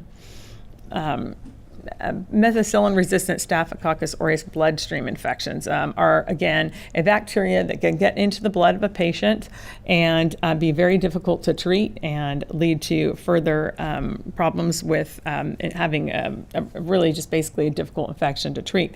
So we've had some consistency here with no MRSA bloodstream infections in the blood. Very happy to see that. That we haven't had any of those. It could be related to the cleaning of the room, some of the changes we made around that, hand hygiene, and watching these patients closely for any procedures they're having. And we can say the same about VRE, and this is really a vancomycin-resistant bug, where if the patient gets this bug into their blood, very difficult to treat the antibiotics, even vancomycin, it's resistant to. So we're happy to continue to see that at 0. Again, probably reflective to a lot of the bleach cleaning we're doing, hand hygiene monitoring, these sort of things. Surgical site infections are also continue to be at 0. Colon surgeries, as you know, are for obvious reasons are risky for getting infected, and we have been able to implement a lot of national standards to make sure that we're following the appropriate preps on these patients and watching them. We monitor these patients for 30 days and still are not seeing any surgical site infections. Same with abdominal hysterectomies. We have not had any surgical site infections in those, as you can see consistently now for these past 6 quarters that are here.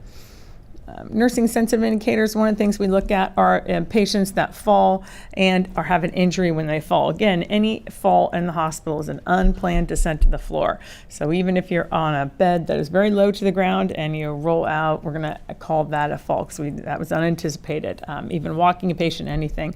We did have one fall. This puts us right at where Cal-NOC benchmark would expect in a hospital our size, with patient days of 12,917 for this quarter. This patient, unfortunately, did have was found at the side of the bed in IMC, and they did have an abrasion to their head. Recovered fine, but still, it's considered a fall with an injury. Our Joint Commission National Patient Safety Standards really continue to be topped out at what we've been seeing consistently for since about 3/16. Handoff communication is something that we directly observe at random to making sure that at shift change or any type of handoff from one unit to the next, are people exchanging the important information about what's going on with the patient, and we've continued to see that at 100%. Same with patient identification. One of the oldest standards that Joint Commission has expected us to stand up and really monitor closely to making sure that you always have the right patient, the right badge, and that it's all verified, especially during timeout. And we've had that at 99.7. Procedure timeout, these are various areas. One of them is any procedural area, basically, is where we're going to be monitoring for this. We do a sample look at direct observation to make sure that not only was the timeout done, are all of the components in the EMR that state that the standard was met, and we've had success at that at 99.9%. Hand hygiene, you'll see we do have a slight decline. We were at 91.7% out of all the patients and interactions that we observed with the staff, MDs. Every discipline is monitored for this.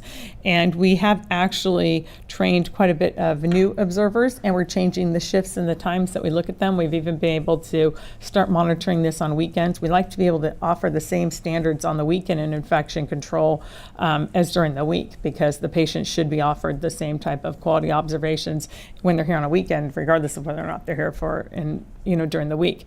So we have noticed a little bit of a decline there, still above the national average of Joint Commission, which is 90%. Readmission rates, starting off with patients who have come into the hospital with pneumonia and then returned within 30 days with the same primary diagnosis. And our rate for this quarter is 13.8, puts us a little bit lower at what CMS is expecting for this patient population, which is a benchmark of about 16.9.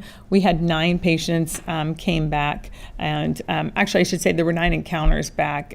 2 of those patients came back twice. So we are also continuing to see this decrease in heart failure readmissions. Our readmission rate for this quarter was 19.4. which is 12 patients out of 62 patients that came back, and the national average is 21.6. We are focusing on this group in heart failure with readmissions. Dr. Halimi and I are co-chairing a readmissions reductions committee, and we've really had a lot of great participation from all disciplines on helping to make sure that these patients are getting the national standards. We're setting up appointments for them prior to discharge. We're calling them afterwards to see, did you make it to your appointment? What are the barriers to you getting to your appointment? Making sure they have the right education. And we're actually going to move further into adding some interventions to this. So we'll hope to see this continued decline. And for patients that were admitted with a heart attack and returned within 30 days, and again, this would be for any purpose, any kind of thing that they came back for, it's all cause. And we did have 7 of the 31 patients. Of these 7, they were actually 7 individual patients, but they did not come back for anything related specifically. That was cardiac. So I think that is good. And just while I focus on the emphasis on readmissions, and obviously CMS has put a lot of focus on this, and what are hospitals doing to make sure that a patient does not return within 30 days of having these conditions. One of the areas that I think that we're a little bit different here with is we continue to emphasize with the medical staff that even if your patient arrives with heart failure, COPD, pneumonia, anything, the medical necessity is there to admit them.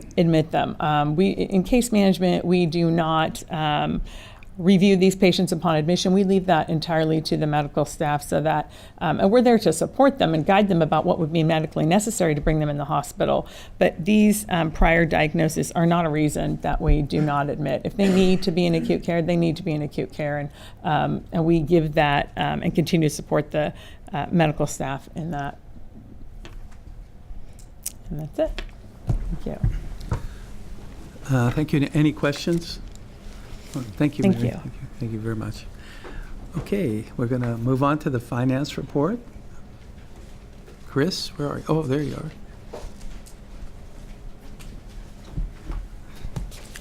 Okay, good evening. Tonight we'll be reviewing Washington Hospital's operational and financial results for December 2017. Looking at our acute inpatient statistics, didn't quite hit our budget targets in December. Average daily census was about 2.2% below budget at 168.5. We had 1,067 admissions, 9 below the budget of 1,076. Patient days likewise were 2.2% below budget at 5,225. Outpatient observation equivalent days for the month were 61 below budget at 125, and again, that our observation unit in hospitalists are doing a great job in managing those patients, so they don't have to stay here any longer than they need to.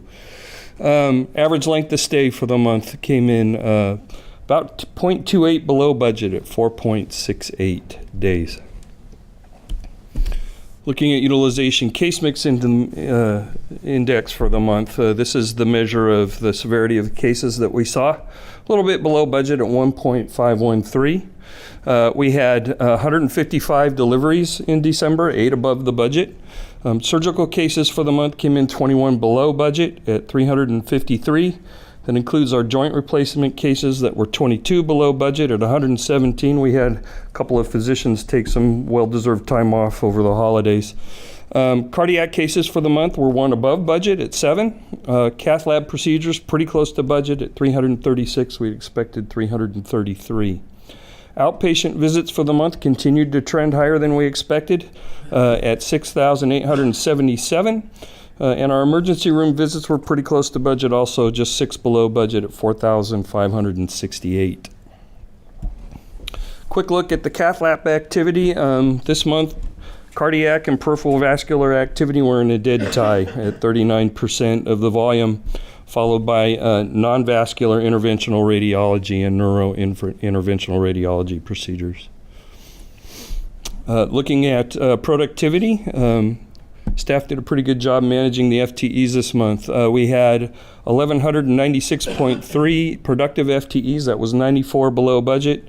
Non-productive FTEs were 257.7, 26 above the budget. I think that's an indication that because of the lower volume, staff were actually able to get away for the holidays this year.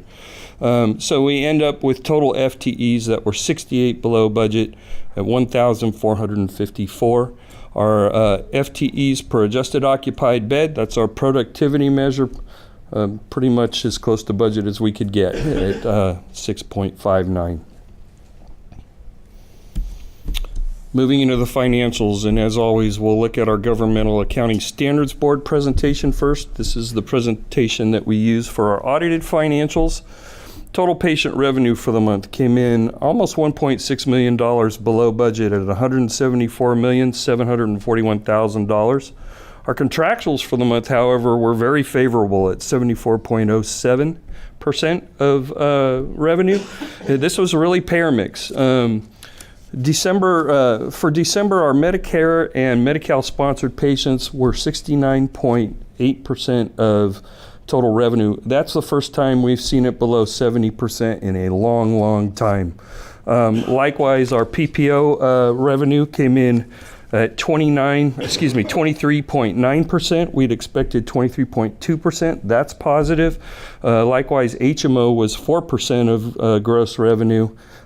We had expected 3%. So all of that really added up to a favorable contractual rate and resulted in, despite gross revenue being below budget, $1.6 million, we ended up with net operating revenue almost $5.5 million above the budget at $45,755,000. Operating expenses for the month were $677,000 above the budget at $41,408,000. That included our salaries and wages were below budget in the month, as you would expect with our lower FTEs. Our benefit expenses continued to be higher than expected. Health and welfare was not as dramatic as we've seen in the past months this year, about $188,000 above the budget. But also we had workers' comp claims coming in higher than budget by about $132,000, so that drove benefits for the month. Supplies came in $123,000 below the budget. That was driven largely by lower prosthesis as related to the lower joint cases, and our drug costs for the month were below budget. The other big driver for the month was our provision for bad debt and charity. That came in $938,000 above the budget. Private pay, we continued to see the shift between Medi-Cal and private, back down to the private pay line. Private pay in the gross revenue mix was 2.4% versus a budget of 1.8%. But even when you put those together with our contractuals, the combined totaled to 74.6% write-offs, and we expected 78.7%. So still a very favorable revenue result. So we ended up December with an operating bottom line a little over $3.8 million above the budget at $4,347,000. Non-operating income for the month came in $234,000 below budget at a little over $1.5 million. A big part of that driven by an unrealized loss on our investments. So we ended up December with a total bottom line almost $3.6 million above the budget at $5,873,000. Take a quick look at our Financial Accounting Standards Board format. This is the way the financial markets might adjust our financials when they took a look at us. Operating income stays the same at a little over $4.3 million. We pull out our general obligation bond revenue, the tax revenue that supports that, and our unrealized loss on investments to land with non-operating income of $299,000 against a budget of $405,000, and a total bottom line $3.7 million above budget at $4,646,000. So pretty good month financially for Washington Hospital. Are there any questions? I'd say it's an excellent month financially speaking. Yes. Very Yes. good, very good. Yeah. Questions? Okay, thank you. Sure. Go ahead. We'll go ahead with the preliminary report for January. And I'd like to preface it by reminding the board that in January, people are facing their deductibles, which is a disincentive for many families to begin care. And sometimes care is postponed. It's a little bit later in the year. when there is the ability to make a choice. So as we look at the gross revenue for January of 2018, I want you to keep that in mind. We came in below budget by $8.3 million.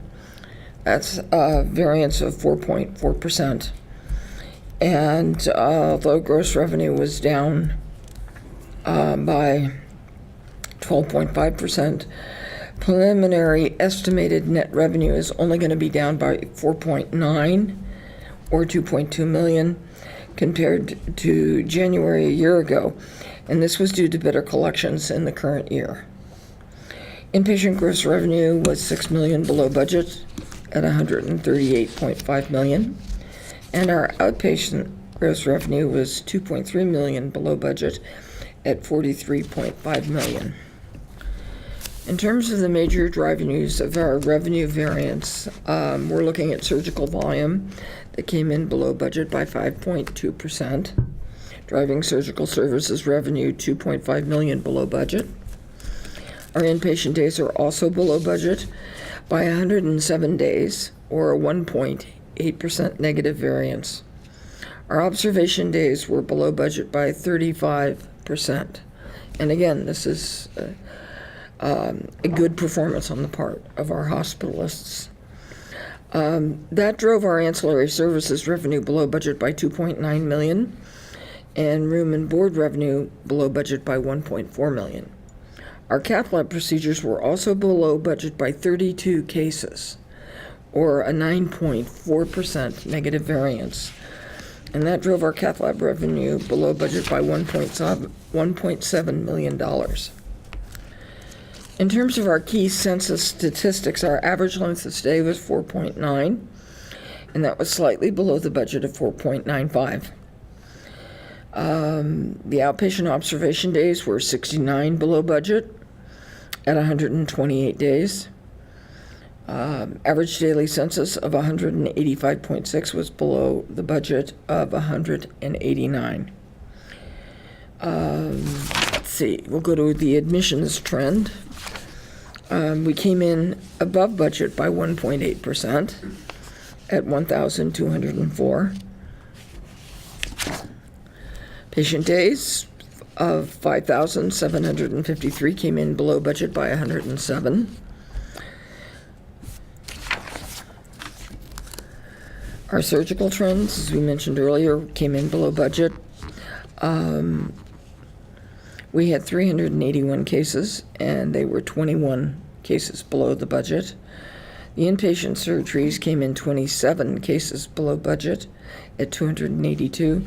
The outpatient surgeries were 6 cases above budget at 99.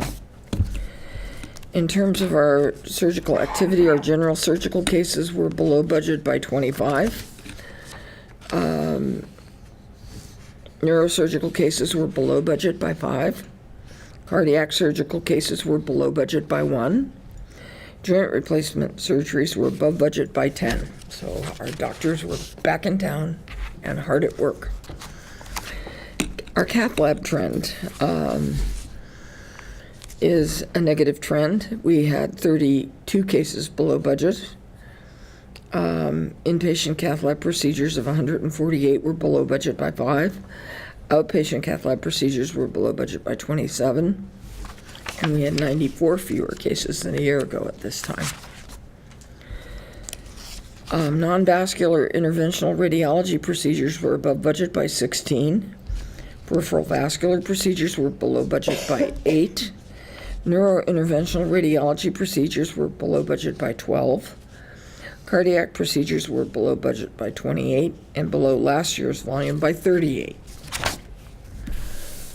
In terms of deliveries, we came in below budget by 3 babies, or 3 deliveries. We had 134. And our C-sections also were below budget by 7, which is not necessarily a negative trend when you're looking at the PRIME project. Non-emergency outpatient visits were 7,292, and they came in above budget by 429 visits, 6.3% positive variance. The lab visits were above budget by 136. Our OB visits were above budget by 75.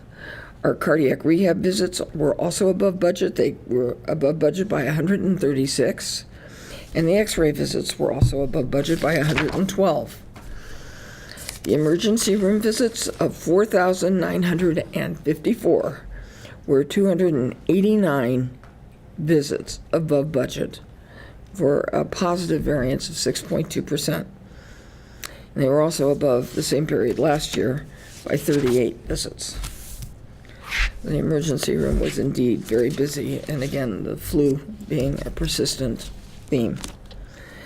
In terms of productivity, our productive FTEs came in below budget by 92.5, a 6.7% favorable variance at 1,294.7. Non-productive FTEs were also below budget by 30.5, positive variance of 14.4, to the total FTEs of 1,475.4 were below budget by 123, or 7.7% variance. Management did an excellent job of managing to volume. Total FTEs per adjusted occupied bed of 6.05 were below budget by 0.37. In terms of other operational statistics, the outpatient surgery center had 435 cases in January. Those were 24 cases fewer than they had planned. The clinic visits of 3,991 were below budget by 298 for the month of January. The Washington Urgent Care had a positive variance of 58 cases. Nakamura Clinic was down by 131 cases, Newark Clinic by 214, the Warm Springs Clinic by 20. The Ohlone Clinic had a positive variance of 9 visits. In terms of our payer mix, government-sponsored patients' revenue made up 74.4% of total gross revenue, which came in above the budget of 72.9%. Not the best variance to have. HMO revenue was 2.7% of gross revenue. PPO revenue was 21% of gross revenue. We had budgeted 22.5, so that is a variance that wasn't favorable. Private pay revenue was 1.9% of gross revenue, compared to the budget of 1.7.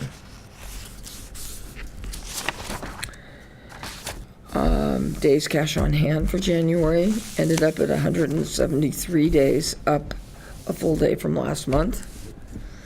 Days of gross revenue and accounts receivable were 56.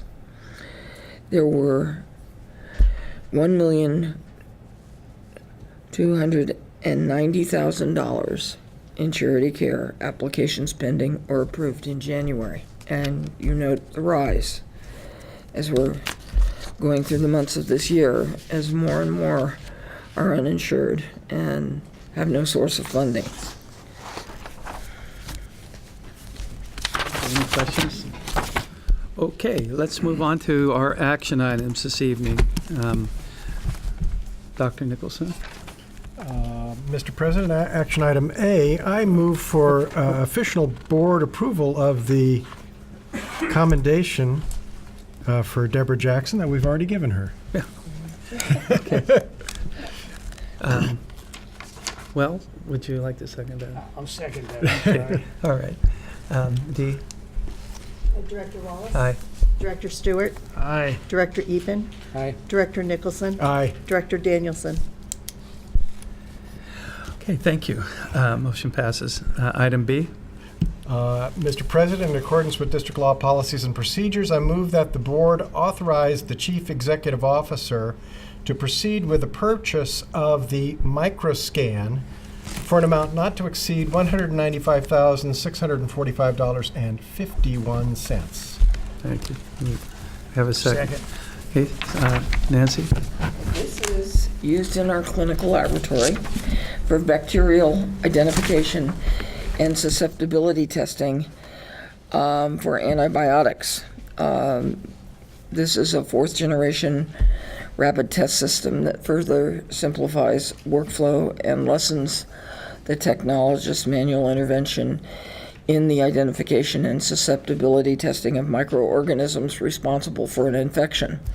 Our current model is deemed by the manufacturer to be obsolete. It's 9 years old and past its useful life. This is something that we had placed in our capital asset budget for this year.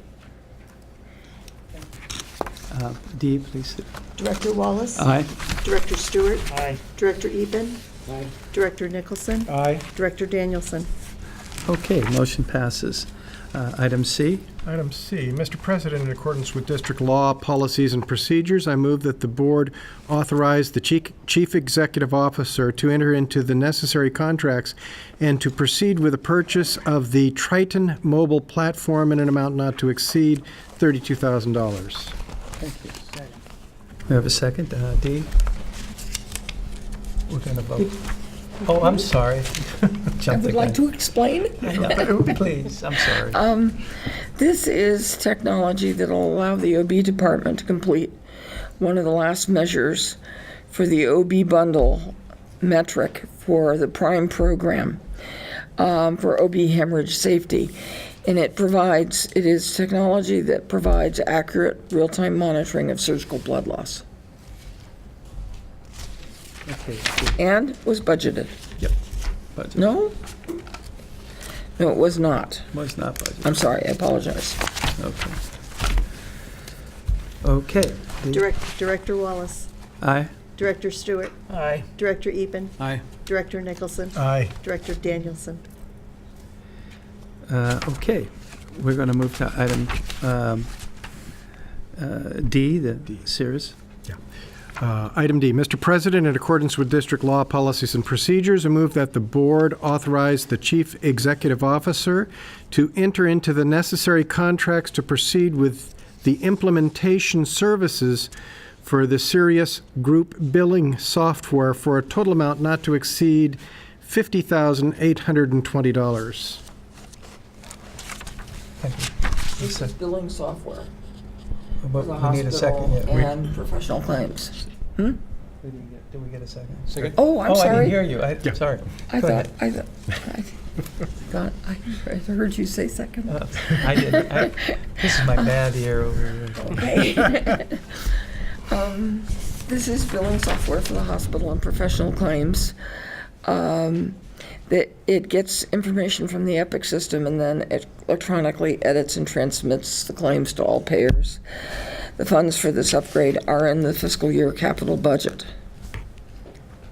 The software we have now has not been upgraded since 2007 and will no longer be supported later this year. Planned obsolescence. It sure does, doesn't it? Okay. Director Wallace? Aye. Director Stewart? Aye. Director Epen? Aye. Director Nicholson? Aye. Director Danielson? The motion passes. The previous item, though, even though it wasn't in the capital budget, it's covered by the prime funds. Yes, it is. Yeah, That's right. Yeah. I'm sorry. So we don't have to search for the money someplace else. That's right. Yeah. Way to go over there. Good job.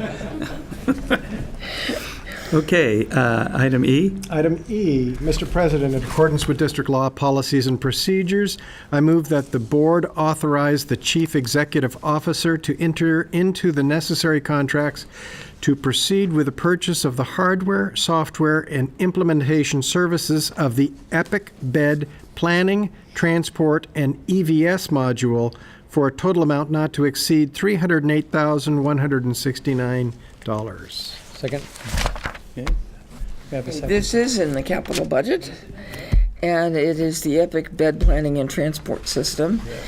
And if we didn't need it now, boy, when we open the new hospital, we're really going to need it. So I would strongly suggest the board say yes. Okay, thank you. Director Wallace. Aye. Director Stewart. Aye. Director Epen. Aye. Director Nicholson. Aye. Director Danielson. Okay, motion passes. All right, item F. Item F, resolution number 1185. Mr. President, in accordance with district law, policies, and procedures, I move that the board authorize the chief executive officer to approve resolution number 1185, tentative agreements to be incorporated inside a memorandum of understanding with the engineers and scientists of California, Local 20, IFPTE, EFL, CIO, and CLC, implemented in their entirety effective on the various dates specified with the memorandum. I think that's AFL-CIO, but. Is it? Well, it's, Yeah. it probably is, yeah. Yeah. Mm-hmm. Second? Thank you. Yeah, second? Okay. Nancy? These negotiations were completed within the parameters of the board's policy on labor contracts that we meet the market.